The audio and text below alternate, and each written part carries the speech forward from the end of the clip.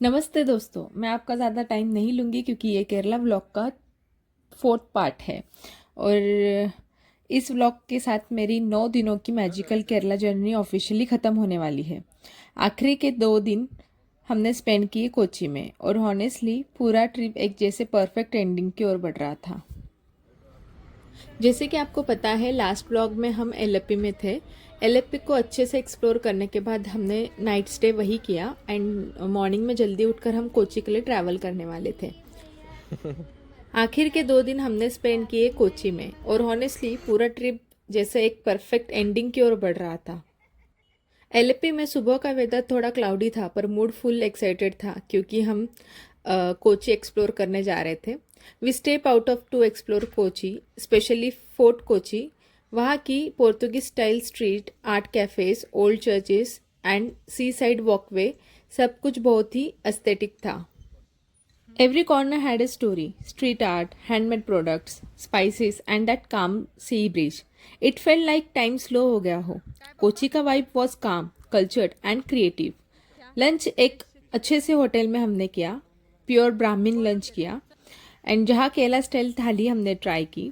And as the sun started to set हमने fort Kochi beach पर हमारी शाम बिताई।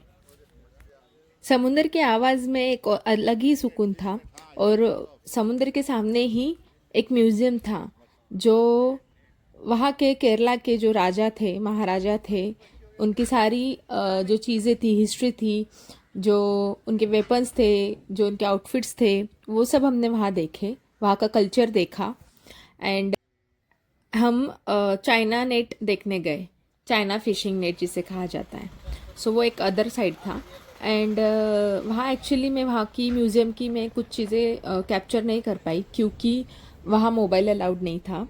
एंड फिर हम निकल पड़े हमारे होटल की ओर क्योंकि काफ़ी थक गए थे मॉर्निंग से, मतलब काफ़ी दिनों से एक्चुअली ट्रैवलिंग ही हो रहा था और ये Alleppey to Kochi long distance travelling था।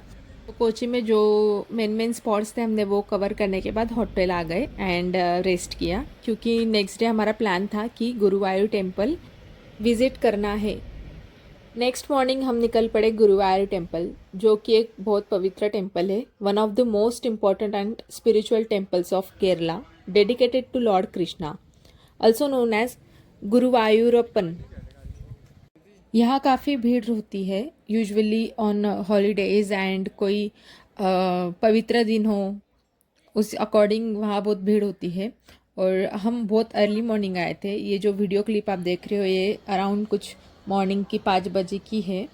एंड ये सब हमने सबसे पहले हमारे फ़ोन्स वगैरह हमने वहाँ कलेक्ट कर दिए थे क्योंकि वहाँ फ़ोन अलाउड नहीं है दर्शन के दौरान। एंड देन हमने अच्छे से दर्शन लिए।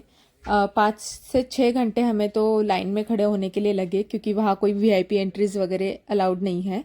जो भी है आप डिसिप्लिन के साथ आपको वहाँ लाइन में खड़े होना है और अच्छे से दर्शन करने हैं।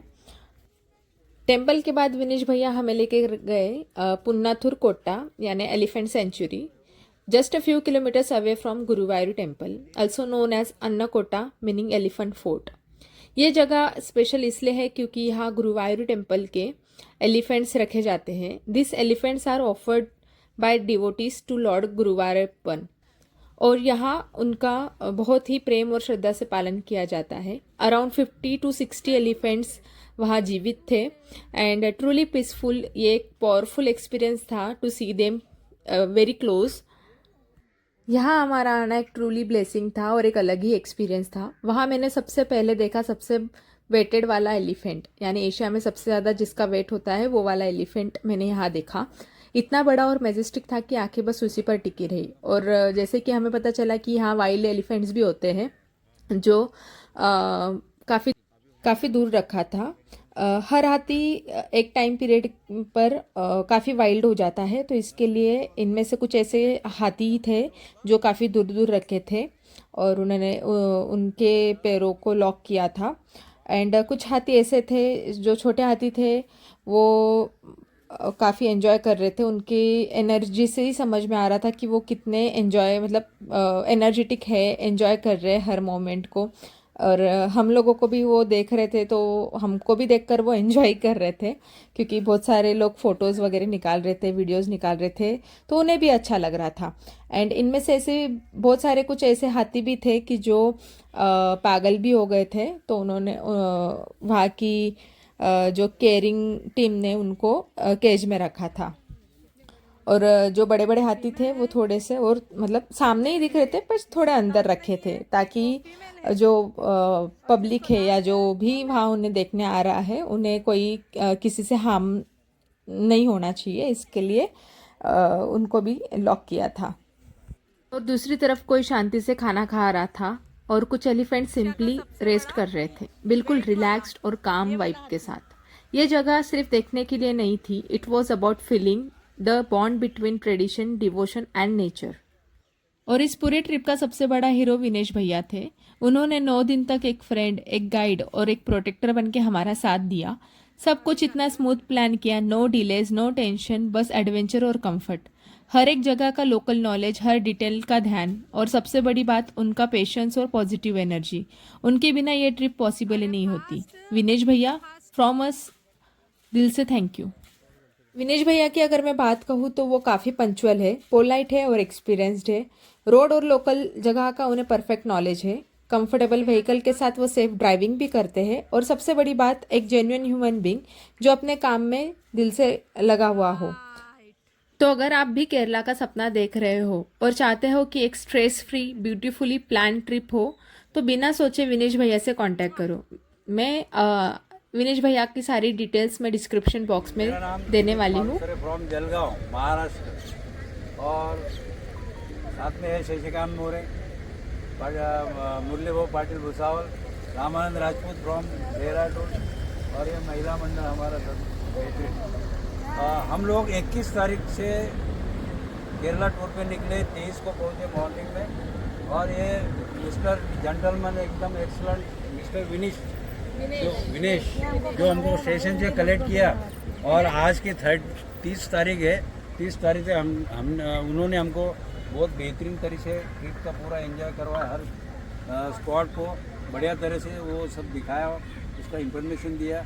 कोई तकलीफ नहीं, कोई परेशानी नहीं, थोड़ी बार एकदम ट्रिप का बहुत बढ़िया मज़ा आया। ऐसी ट्रिप वाकई, पर साथ में ऐसे ड्राइवर और ऐसे ट्रिप ऑर्गेनाइज़र अगर मिल जाए तो मज़ा कुछ आ जाता है। तो मैं सबको बताना चाहता हूँ कि आपके परिचित में जो भी अगर केरला टूर में इन फ्यूचर में आना चाहते हैं, तो मिस्टर विनीश जी का नंबर है, वो सब मिल जाएगा आपको। तो बढ़िया, धन्यवाद, thank you. And trust me, आप सिर्फ एक गाइड नहीं, एक अच्छा दोस्त लेके वापस आएंगे from your Kerala journey.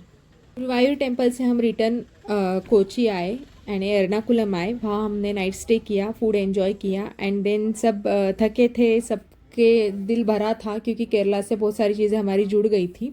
And packing वगैरह होने के बाद में नेक्स्ट डे हम मॉर्निंग में एर्नाकुलम रेलवे स्टेशन से हमारी ट्रेन थी, एंड विनेश भैया हमें स्टेशन तक छोड़ने आए थे। सो विनेश भैया को हम दिल से थैंक यू बोलेंगे, क्योंकि एक वो मतलब एक अलग ही रिलेशन उनके साथ हो गया था हमारा। एंड अब बात करती हूँ आप सबकी, मेरे अमेजिंग व्यूवर्स जो हर ब्लॉग में मेरे साथ जुड़े रहे। Thank you for watching every episode of Kerala trip. ये ट्रिप खत्म ज़रूर हुआ, पर इसकी यादें और असर हमेशा के लिए दिल में रह जाएंगे। मिलते हैं नेक्स्ट व्लॉग में सोनल्स मेकओवर के साथ एक नए सफ़र पर। Until then, stay happy and